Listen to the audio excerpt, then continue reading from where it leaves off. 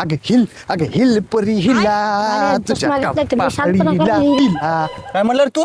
अरे जायलात की रे मायावर. अरे भिकारी हो, तुमच्या घरावरचे पत्र विकावं लागते तेव्हा कुठे हे चष्मा येते. मेंगी हो आहे का का तुमची? भाऊ मी म्हणलं भाऊ चष्मा घातला हिरोनी दिसायला तर हे म्हणाले उगा शांपणा करायचं. काय म्हणलं रे तू? शानपणा करा ना मी. अरे जायलास की रे मायावर. वजना तू काय कर माहिती का, आता घरीच जाय. आता चांगलं दोघायला जरा जरा गवत कापायला लावणार तू. आता याची एकलीची ताण तू हे चल रे. भाऊ काय काही म्हणायचे रे काळ म्हणता का त्याला? भाऊ मी खरं काय नाही म्हणलो रे. ते मला तू काही सांगू नको. धरी इळा आणि काप गवत. हे इतकुलं गवत का हे मला कापता येत नाही नारद दिसायला कसं. ते मला काय सांगू नको. तू काप गुन्हा नाही या बाक तर काप गुन्हा गवत.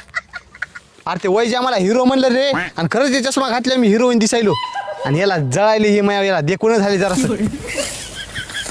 अरे भाऊ मी तुला काय म्हणलं नव्हतं रे त्यानं तुला फुगिलंय तू फुगिल मी त्याला गवत कापावटाने गेले म्हणून म्हणलंय ते.